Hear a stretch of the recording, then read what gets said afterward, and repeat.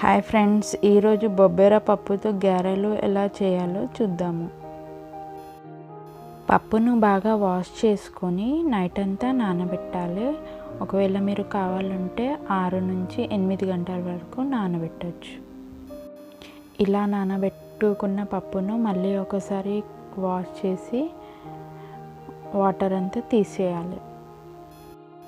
చూడండి, పప్పు మనకు నానాక ఇలా మెత్తగా ఉంటుంది. సో ఇలా తుంచిన ఈజీగా 2 పీసెస్ లాగా అయిపోతుంది.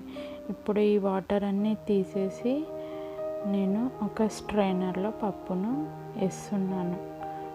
ఏదైనా జాలీలో మీరు వేసి కూడా వాటర్ తీసేయచ్చు. ఇలా ఒక స్ట్రైనర్లో పెట్టి వాటర్ అన్నీ పోయాక నేను దీనిని మిక్సీ పడతాను. పప్పును కొంచెం కచ్చపక్కగా రుబ్బుకోవాలి, మరీ మెత్తగా రుబ్బకూడదు.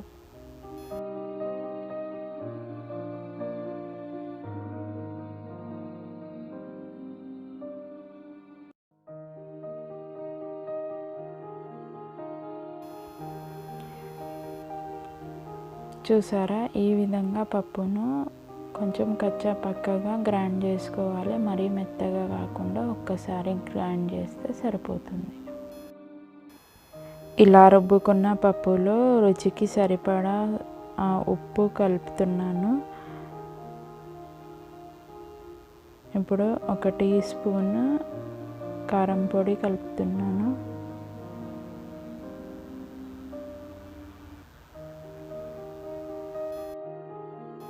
ఇందులో 1 టీ స్పూన్ జీలకర్ర, 4-5 వెల్లుల్లిపాయ ముక్కలు ఇలా దంచుకొని యాడ్ చేసుకుంటే ఇంకా రుచిగా ఉంటుంది.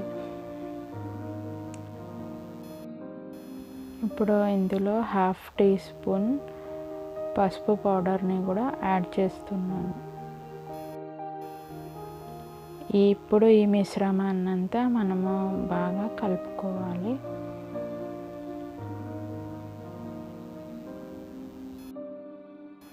ఈ పిండిలో నీళ్ళు యాడ్ చేయాల్సిన అవసరం లేదు. వితౌట్ వాటర్తోనే మనము ఇలా కలుపుకుంటే సరిపోతుంది.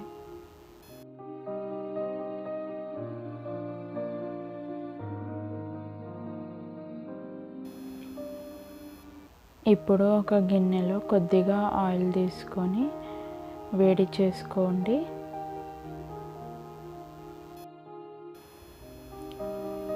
ఒక కాటన్ క్లాత్ని తడుపుకొని వడలు చేయడానికి వాడుతున్నాము.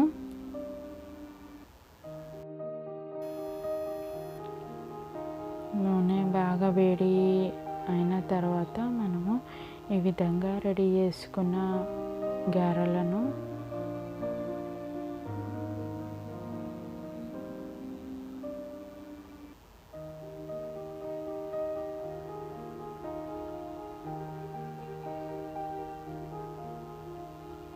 అందులో వేసుకోవాలి.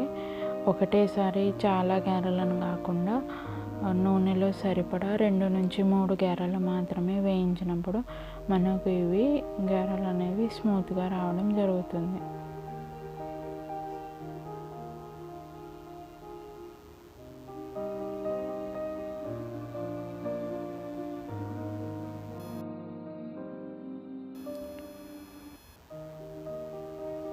ఈ విధంగా గారెలను మనము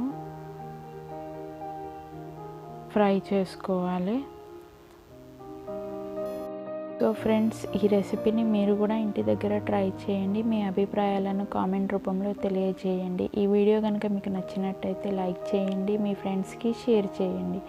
మీరు మొదటిసారి కనుక మా ఛానల్ని విజిట్ చేసినట్లయితే మా ఛానల్ని తప్పకుండా సబ్స్క్రైబ్ చేయండి. Thank you friends. Thanks for watching Bahaar Andaz.